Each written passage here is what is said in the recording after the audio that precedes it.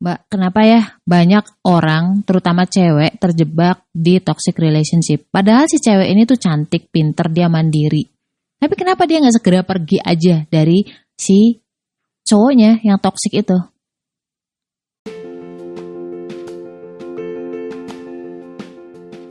Assalamualaikum warahmatullahi wabarakatuh. Kenalin, aku Ria Marliana, teman healing kamu di podcast Self Healing, yang akan ngobrol tentang banyak hal, berdamai dengan luka melalui psikologi Islam, Quran dan juga hadis.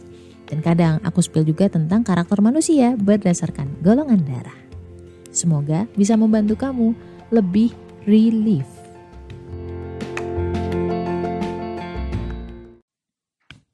Beruntunglah dan bersyukurlah, karena ketika lo masih mempertanyakan itu berarti kamu belum pernah ngalamin. Kalau lo pernah ngalamin, kamu mungkin gak akan mempertanyakan itu. Jawabannya pasti ada yang bilang bucin. Gak salah sih. Nah, pertanyaannya adalah kenapa orang sebucin itu sampai hilang akal? Prosesnya tuh enggak singkat. Proses sampai kepada ke toxic relationship, pada posisi terjebak relationship.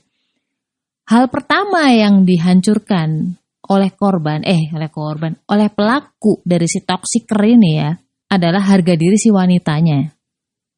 Caranya banyak, dan itu tidak selalu berhasil di satu orang. Bisa berhasil di si X, tapi belum tentu berhasil di Y. Tergantung, aduh kenapa jadi Bali? Tergantung self-esteemnya, atau bagaimana cara dia melihat dirinya. Kalau orangnya memang watak dasarnya adalah minderan, terus kayak merasa nggak pede, itu gampang banget dijadiin bulan-bulanan oleh para pelaku toxicer ini. Jadi dia yang pertama adalah diserang harga dirinya. Sedangkan harga diri si pelaku akan dia naik-naikin. Seolah-olah nih kasarnya, si pelaku akan bilang ke dia bahwa, kalau bukan gue, siapa lagi yang mau sama lo? Lo tuh gak berharga. Atau kalau gak gini, gue nih banyak orang yang mau sama gue. Gak ada orang yang mau sama lo. Cuman gue yang mau. Kalau lo pernah nonton serial berjudul Yang Hilang Dalam Cinta. Nah, si Reza Rahardian lah itu contoh orang yang bisa menghabiskan harga diri seseorang. Implisit banget cara tidak menghargainya. Nggak yang, kamu tuh jelek, enggak kayak gitu. Itu cara kuno. Nggak ada yang mau sama lo kecuali gue. Kata lo misalkan kayak, aku dulu tuh banyak banget loh orang yang mau sama gue gitu kan. Mengangkat dirinya sendiri. Nah, sampai pada titik si cewek ini merasa bahwa dia beruntung banget mendapatkan emas atau berlian atau suaminya atau cowoknya. Matanya ketutup karena saking bucinnya. Tapi di saat yang lain dia akan bisa membuat si cewek ini berasa kayak raja. Sikapnya bukain pintu, masakin. Ya hal-hal yang lu bagai princess banget lah. Lu dibikin bingung dulu tuh di saat itu. Sebenarnya gue tuh apa? Sebenarnya gue tuh siapa buat lo? Kayak gitu. Lambat laun lu akan merasa bahwa lu gak akan bisa hidup tanpa si suami atau si laki-laki. Lu akan merasa hilang kalau si suami cuek, kalau si suami udah gak mau ngeladenin kamu lagi. Dan akhirnya si cewek ini merasa bahwa dia tuh gak seberharga itu. Dia merasa bahwa orang lain gak akan ada yang bisa berlaku sweet seperti suaminya. Walaupun ketika dijahatin gitu ya, dia merasa ketika nanti dia pergi dari situ pun, dia merasa tidak pantas untuk mendapatkan kebahagiaan. Dia merasa bahwa orang lain juga akan berlaku hal yang sama. Orang lain juga akan sejahat itu, sejahat suaminya. Itu kondisi paling gak enak gitu. Mau orang lain ngomong apa, itu cuma masuk ke akal. Tapi gak sampai ke hatinya, apalagi sampai ke jiwanya. Itu tuh suami lo. Itu tuh udah gak menghargain kamu. Kenapa lo masih bisa bertahan gitu kan. Nanti dia akan membela. Enggak, dia tuh melakukan itu sebenarnya tuh dia sayang sama aku. Dia tuh lagi marah aja. Jadi ada pembelaan-pembelaan tersendiri. Yang pada intinya tuh sebenarnya dia gak bisa lepas dari si suami. Jadi ketika dia pergi dari si suami, gak ada orang yang mau menerima dia. Gak ada orang yang bisa berlaku baik terhadap dia. Karena apa? Karena dia tidak berharga. Itu kejahatan psikologis sih menurutku. Dan biasanya para pelaku toxic relationship, pokoknya kejahatan lah, si kriminal di toxic relationship ini, kalau dia ketahuan salah, dia akan membalikan kesalahan itu ke si istri atau si ceweknya. Contohnya dia ketahuan selingkuh, dia pasti akan bentak duluan. Loh, kamu nuduh gua gitu kan. Kenapa? Selama ini kurang gitu.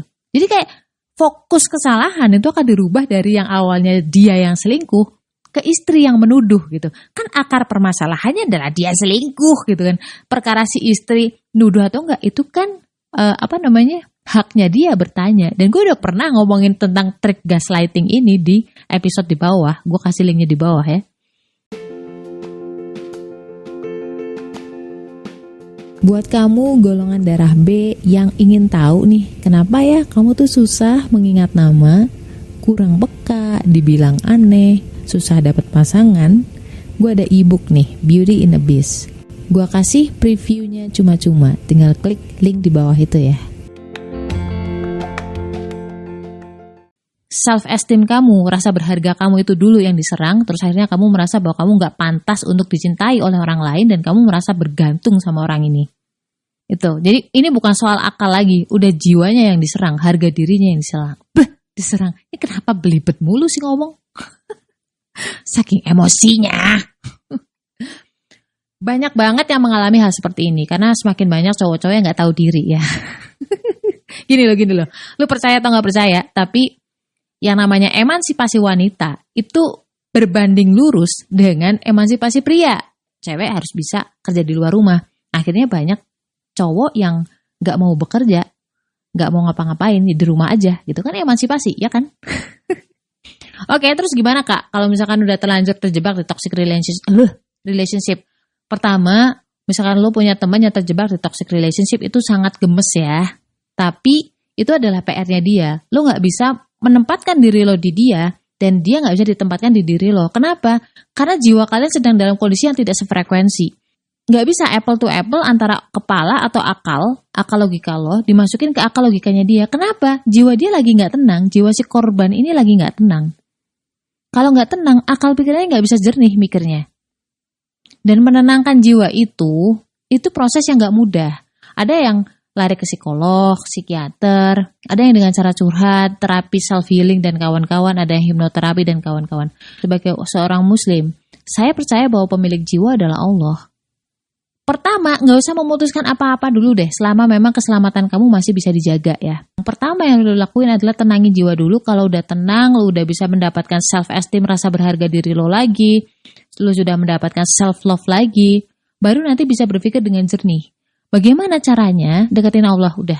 Semua lu lakuin deketin Allah, istikharah terus sampai lu tenang. Jangan fokus ke suami lu mau ngapain, terserah gitu. Kalau misalkan lagi panic attack atau anxiety, gelisah, worry, apapun yang membuat hati lo tuh jantung lo deg-degan, naik turun, segera ambil air wudhu, sholat. Sering-seringlah puasa. Insya Allah dari situ Allah akan menolong lo dengan cara membuat jiwa kamu tenang. Dan ketika jiwa kamu tenang, itu kamu lebih bisa mendapatkan rasa berharga lo gitu.